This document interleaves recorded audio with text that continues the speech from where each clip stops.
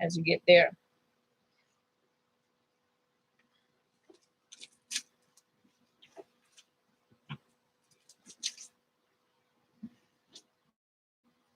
Letting us understand and see that Babylon is the place that the Abba, the real place of Babylon, is calling us out of.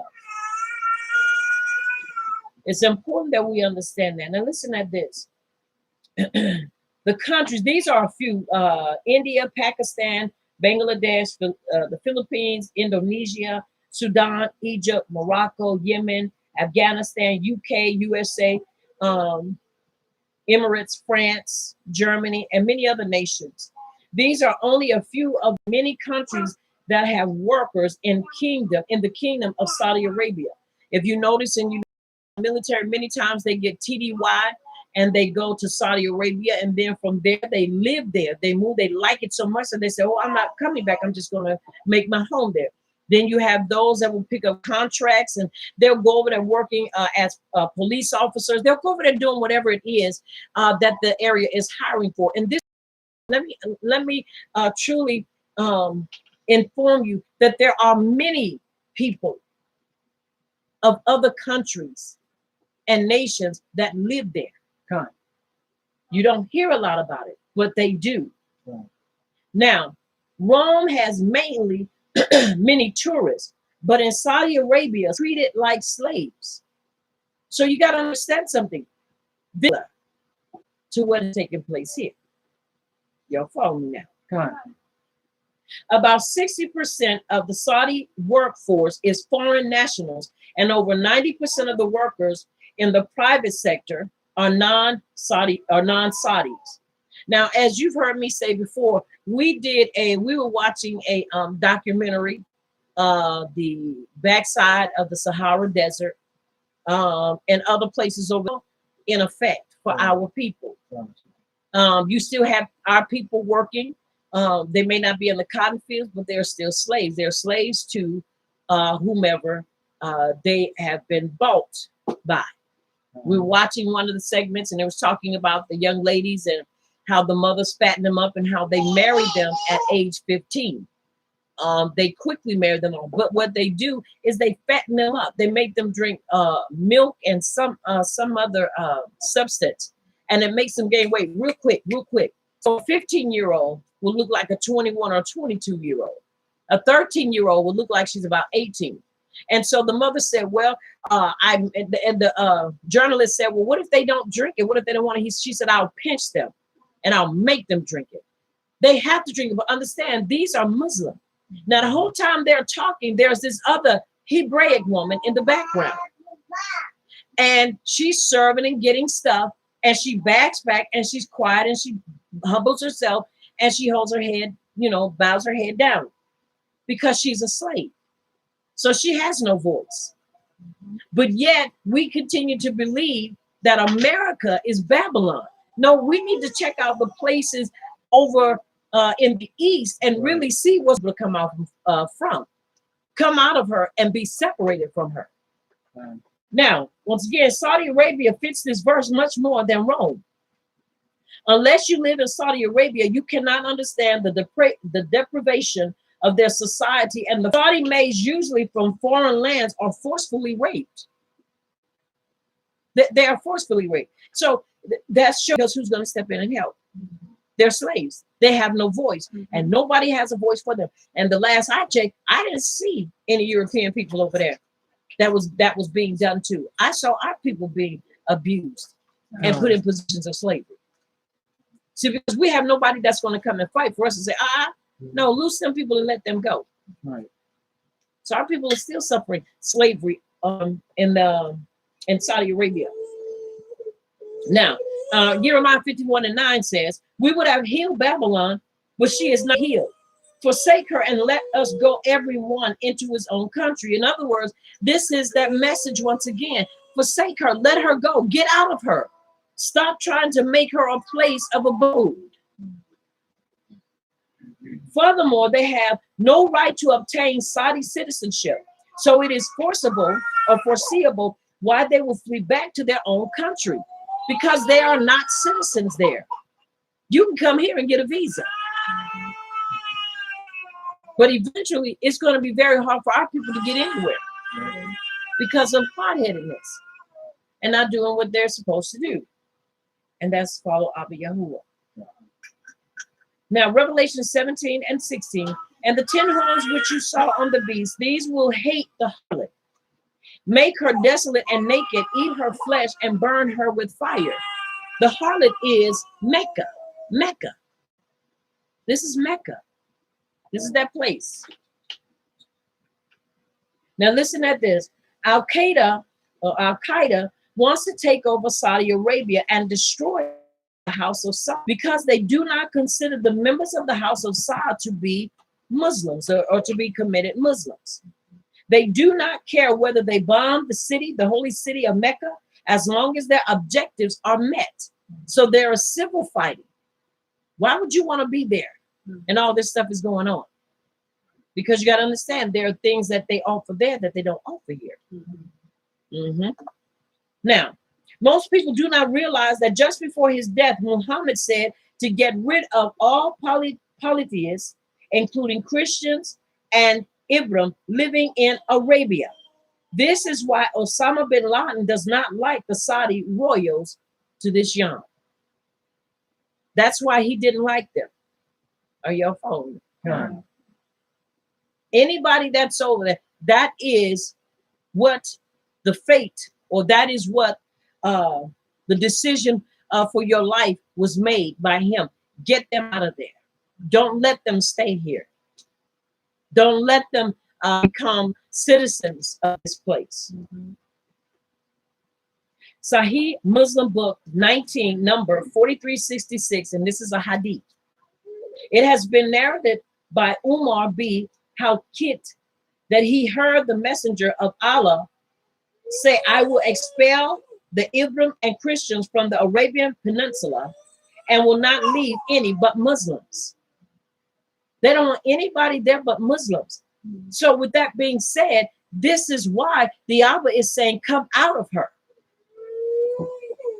Because our people, if we don't get out of there, they're going to die. One brother that came in testified to it. And he said, what you are saying is the truth.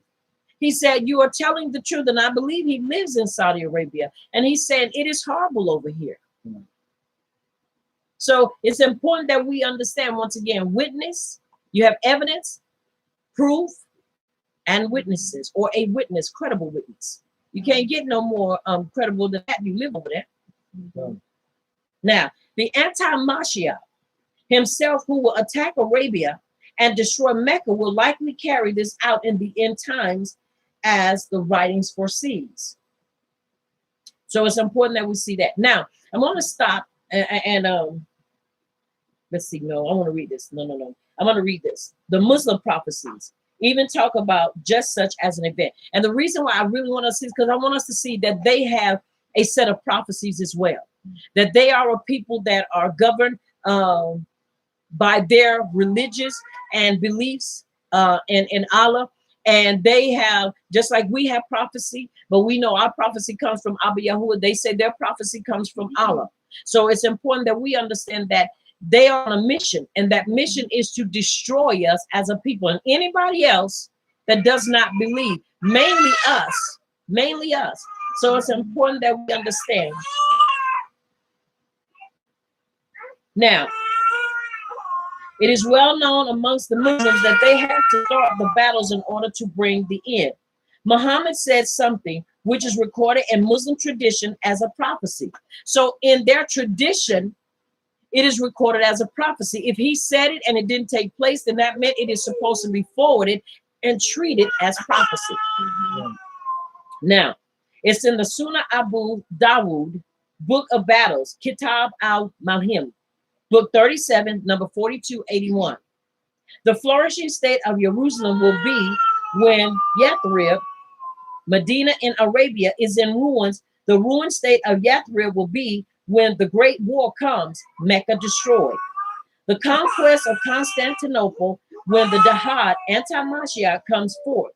He, listen at this, the prophet struck his thigh or his shoulder with his hand and said, This is as true as you are here or as you are sitting.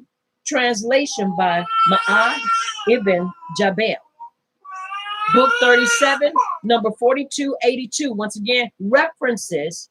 These are references made by the Islamic nation concerning what their goal is and what their purpose and mandate is concerning us as a people. Now listen at this. Once again, book 37, number 4282. Outbreak of the Great War will be at the conquest of Constantinople, Istanbul in Turkey. And the greatest war, the conquest of Constantinople and the coming forth of the anti-Mashiach will take place within a period of 7 months. So it's giving us a time that this is going to take place. So if somebody will say, what are they doing now? Preparing. They're preparing. They are preparing. Now, the old name for Medina in Saudi Arabia, where Muhammad took refuge from his tribe, the Quraysh, is called Yathrib. And this is the place today where the Green Dome is Muhammad's mosque. Medina as a name means a city probably used by the Hebrews in Arabia descent, who will destroy Medina and Mecca, because it was the Turks who tried to destroy Mecca in the past. They will most probably try again.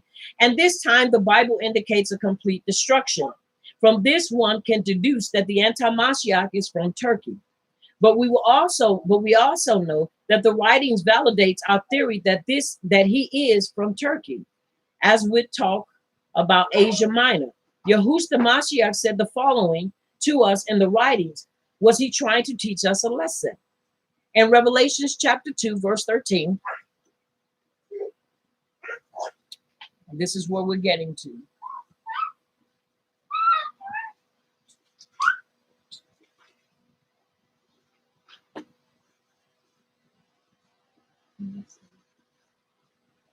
All right, and we only want the A part. That's the first part. Revelations 2 and 13. Mm-hmm. Just the first part. Mm-hmm. And it reads, Read out. I know thy works and where thou dwellest, even where Shaitan, where his seat is near, or where his seat is. Okay. And it is So right there. And it is so. All right. Now, this is important. I'm going to read this footnote and then we're going to go into it. Shaitan's seat is in Turkey and also with the Islamic nations generally. It is not in Berlin. That is just a deception of those who lack understanding of the literal meaning of the text.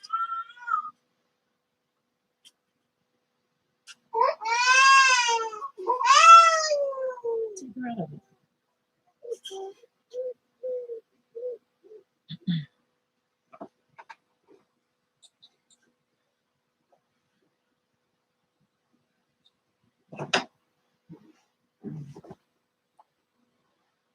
All right. Now, the throne is in the present tense as we speak and not merely a throne that was. In other words, it is not anything past. It is something that is right now. Context clues are important. Interestingly, listen at this. The church in Pergamos is in Turkey, and Shaitan's seat dwells there actively to young. This means this place has a prophetic significance because this was not only the seat of the power of the Eastern Roman Empire, but this was the seat of the power of the Islamic Ottoman Empire also. This is where the Ottoman Empire came from. And once again, this points us to a revival of this Islamic Empire. Yahushua was absolutely clear about this. Now, it's important. Do we have eyes to see? It is important that we have eyes to see this. Now, locations of the 7 churches in Revelations. You see them in Turkey. I'm trying to see. There's so little. All 7 churches in the picture above are in Asia Minor. They're in Asia Minor. Now, it's important to understand their location. You got Turkey, Let's see. I'm gonna see if I can do it. I need me some maps. All right, let's see. Get that. All right, let's see. Here is the small map on here. It's gonna be backwards, but I'm gonna see if we can get it close enough to magnify this so you can see it. Move that so I can see it. Move it over. Yeah, let's move it. Move that. Yeah. All right, now that's the map. It's a little small, but I'm hoping.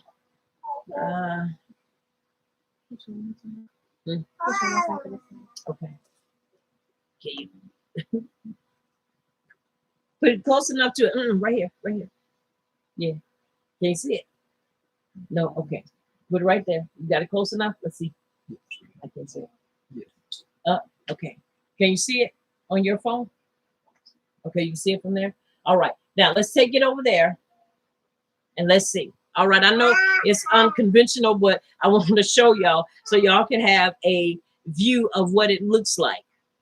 Okay. Now, once again, it's in Asia Minor, all 7 of them. Let's get over there too. The 7 churches. When we were in Christianity, we never knew where the 7 churches were. We always tried to make Christianity, people in the churches, we tried to force the characteristic on Christian people and say, well, this is the church of Pergamos, this is the church of Sardis, and because of this and because of that, you fit the description. But truthfully, none of the Christian churches fit the description because the Christian churches are not Yahshua. And then they are not Islam. Are y'all following? So that's important for us to understand.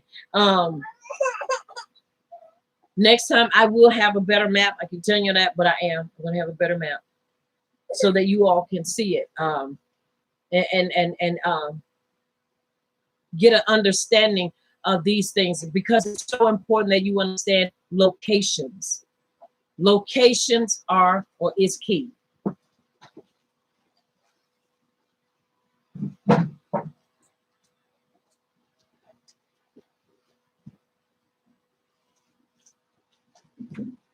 All right. Now, the 7 locations of the 7 churches in Revelations. All 7 churches in the picture above are in Asia Minor. So that this gives us another picture that in the end times, the church will come under persecution. Now, let me bring this to your understanding. When it says the churches, it is talking about the Ibram congregations, because we're not a church. God. The Ibram congregations. Will the Hebrew churches of those that are living outside of truth come under direct fire? Absolutely. They are going to come under attack. They are definitely going to come under attack. Yes. Now, with that being said, it's so important that you understand once again. I know it's small, but I wanted to show you. Let me see. I have.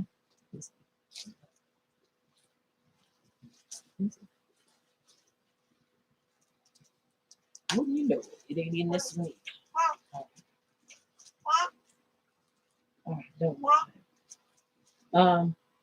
Normally I would have them right here with me, but last time I used it, I think I didn't put it back. So I'm sorry, y'all.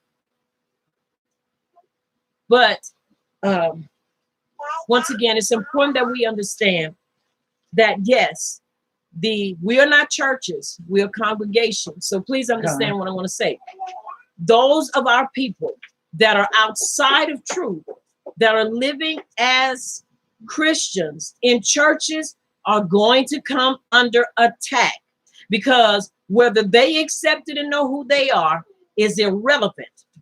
The Muslims know, trust me, who the true people of Abba Yahuwah are.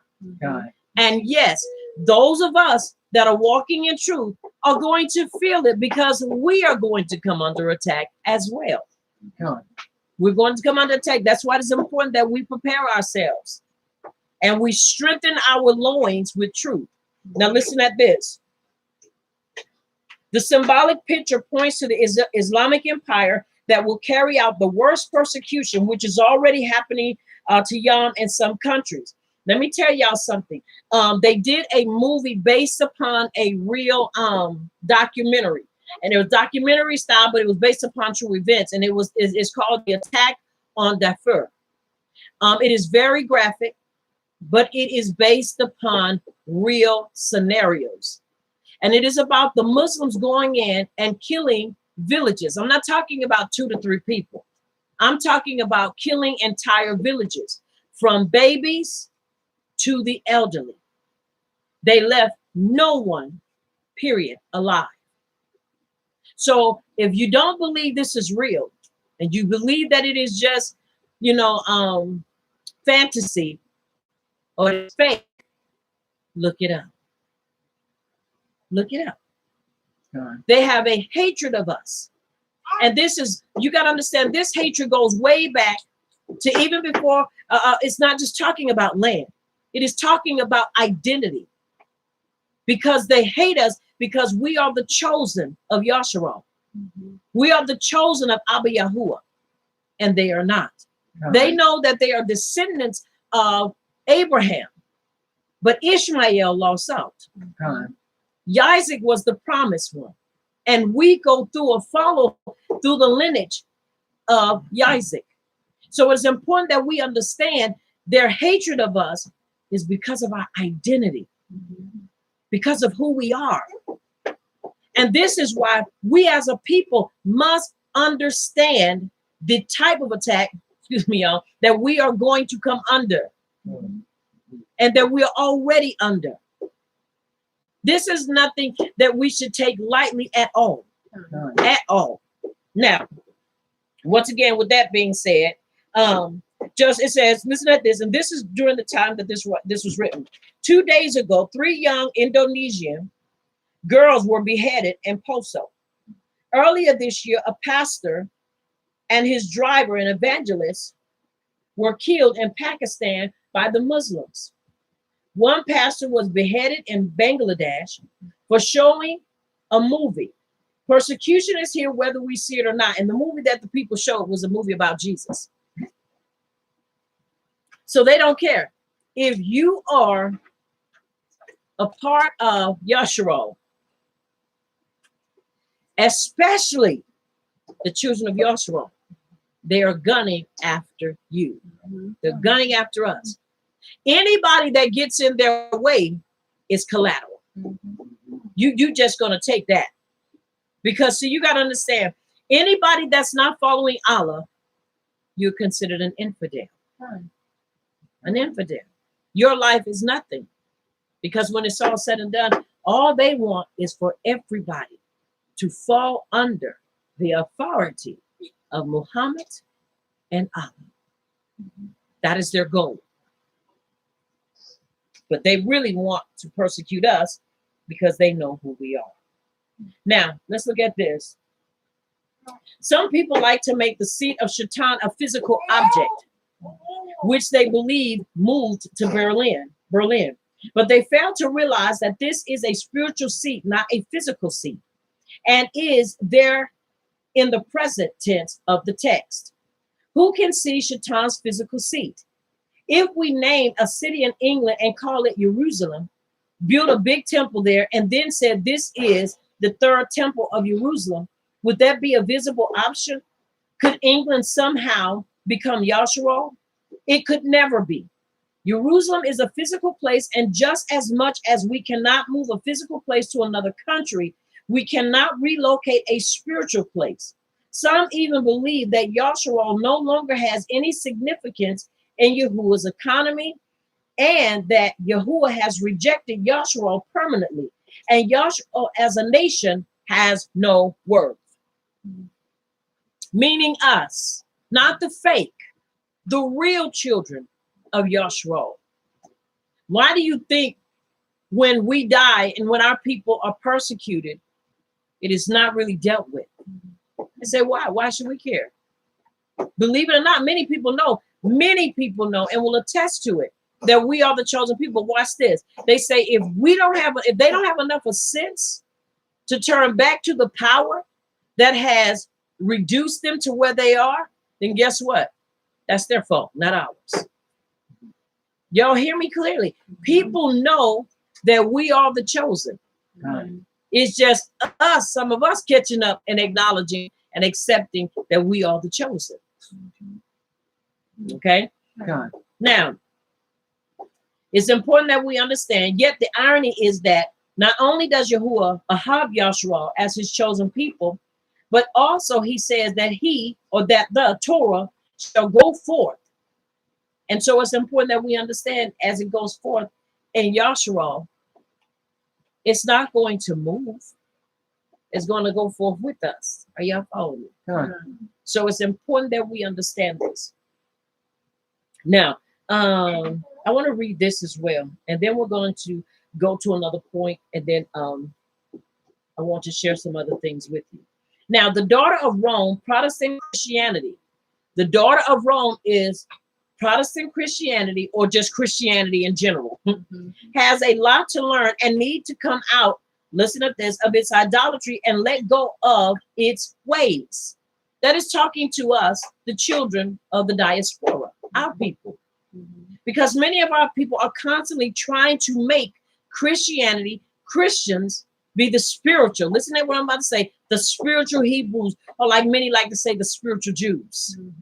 We are a physical people that live spiritually. We are a physical people. If you touch us, if you pinch us, we will hurt. Are you following me? If you touch us, we can feel. If we touch you, you can feel us. We are a tangible people. And so it is important that we understand that as a people and stop continually being blinded by Christianity. By Christianity. Now listen at this.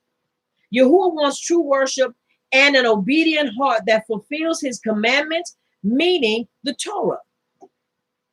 Now, with that being said, they want to do everything but that.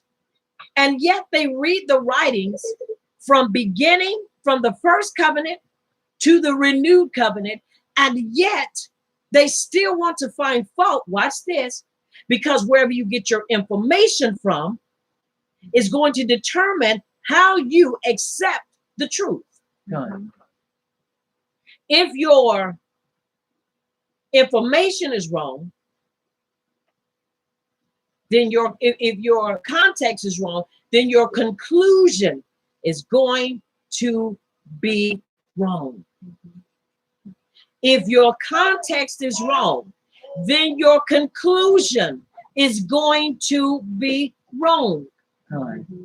And they a habit, because it keeps us going in circles, because we're believing that this white man, this Greek, Caesar Borgia, is going to come, and people say, well, I know he ain't white. I know he black. You're still wrong, because you're still trying to make a Greek or European melanated.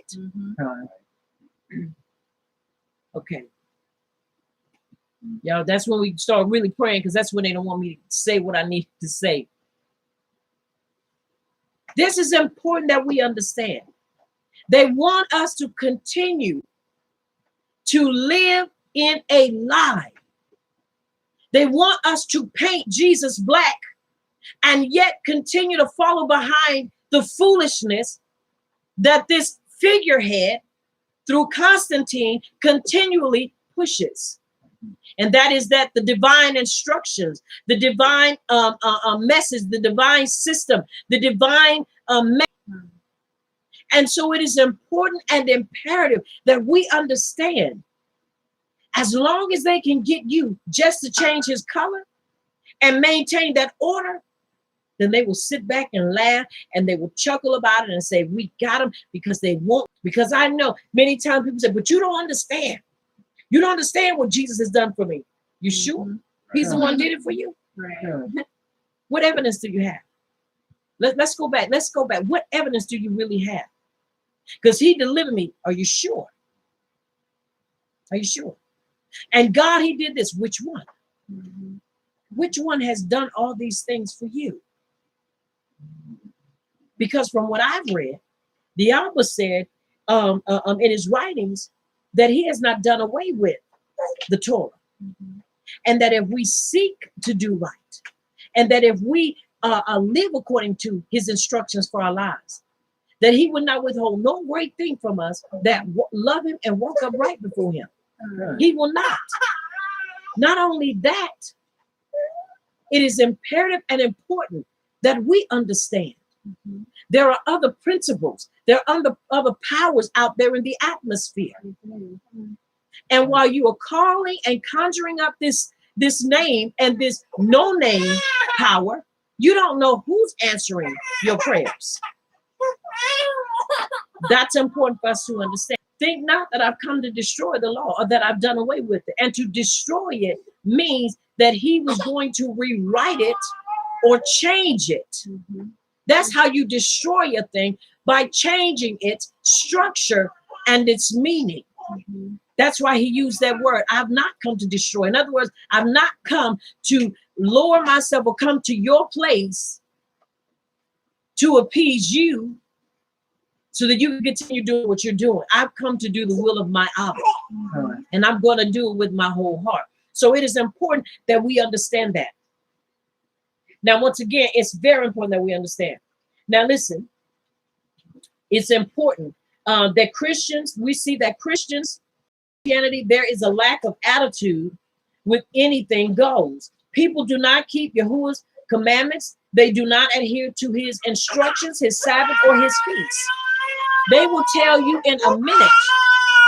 They will tell you